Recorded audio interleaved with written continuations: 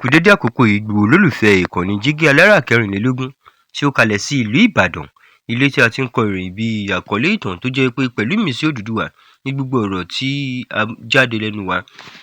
Ẹ̀yin olólùgbọ́ wa, ẹ ṣé bí ẹ ṣe ń bá wa ká lọ o. Ojú tẹ́ fi ń wò wá kò ní fọ́, etí tẹ́ sì fi ń gbọ́ wa kò ní di. Ajíbádé Emmanuel Olúwatómọ̀ ní orúkọ títí èmi. Ìròyìn tí mo sì mú wá lónìí ni Tinubu tó rọ àwọn olórí ẹ̀sìn láti tako ìwà ìjínigbé, ìgbésùmọ̀mí àti àwọn ìwà burúkú mìíràn. Ààrẹ Bọ́lá Ahmed Tinubu ti rọ àwọn olórí ẹ̀sìn ní Nàìjíríà pé kí wọ́n máa sọ̀rọ̀ ní gbangba lòdì sí ìwà ìpànìyàn àti ìkọlù àwọn ènìyàn àti ìjínigbé. Ààrẹ náà ní àwọn olórí ẹ̀sìn ní ipa pàtàkì nínú àwùjọ. Ó ní ọ̀rọ̀ tí wọ́n sọ sí àwọn ènìyàn lè ràn wọ́n lọ́wọ́ láti mọ ohun tó dára àti ohun tí kò dára. Tinubu sọ pé ó yẹ kí àwọn pásítọ̀, àwọn olórí ṣíṣà, àwọn ìmáàmù àti àwọn olórí ẹ̀sìn míì máa lo àṣẹ àti ipa tí wọ́n ní láti kọ́ àwọn ènìyàn nípa àlàáfíà.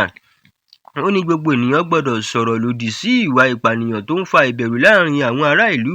Gẹ́gẹ́ bí ààrẹ ṣe sọ, ìṣòro àwọn afẹ́fẹ́, àwọn olè àgùntàn àti àwọn tó ń jí ènìyàn gbé jẹ́ ohun tí gbogbo Nàìjíríà gbọ́dọ̀ kọjú papọ̀ sí.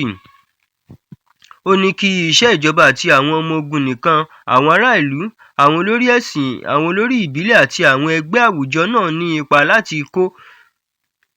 Ààrẹ tún rọ àwọn olórí ẹ̀sìn pé kí wọ́n máa ṣe gba ìwà ipá láàyè. Ó ní kí wọ́n máa kọ́ àwọn ọmọ ẹgbẹ́ wọn pé kò sí ẹ̀sìn tó ń kọ́ni láti pa ènìyàn aláìṣẹ̀. Ó tún ní àwọn ènìyàn gbọ́dọ̀ kọ́ àwọn ọmọ wọn nípa ìfẹ́, ìbọ̀wọ̀ fún ẹlòmíràn àti bí wọ́n ṣe lè gbé pẹ̀lú àwọn ènìyàn míì ní àlàáfíà. Ní àwọn apá kan ní Nàìjíríà, ìṣòro ìjínigbé àti ìkọlù àwọn aráàlú ti ń fa ìbẹ̀rù.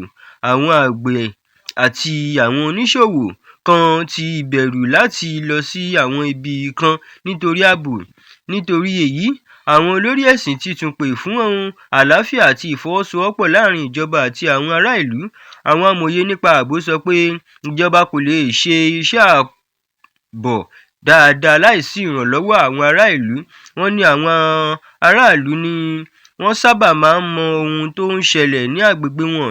Nítorí náà, bí wọ́n bá rí ohun tí wọ́n fura sí, ó yẹ kí wọ́n fi ìròyìn náà fún àwọn ọlọ́pàá tàbí àwọn ẹ̀ka ààbò.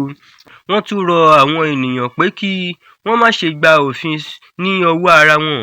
Wọ́n ní ó yẹ kí àwọn ẹ̀ka ààbò àti ilé ẹjọ́ ṣe iṣẹ́ wọn.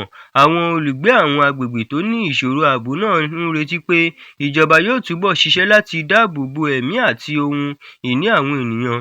Wọ́n ní ohun tí wọ́n fẹ́ ni kí wọ́n lè lọ sí oko, ọjà, ilé ẹ̀kọ́ àti ibi iṣẹ́ láìsí ìbẹ̀rù. Ní ìparí, Ààrẹ Tinubu tún tẹnumọ́ pé ogun lòdì sí ìwà ìpànìyàn nílò ìfọwọ́sowọ́pọ̀ gbogbo ènìyàn.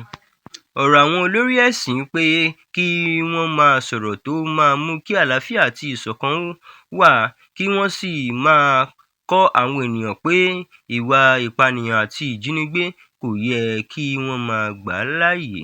Báyìí ni a ó rí ìròyìn wa fún títí òní sí. Ẹ ṣé bí ẹ ṣe ń bá wa ká lọ. Ó dàbọ̀.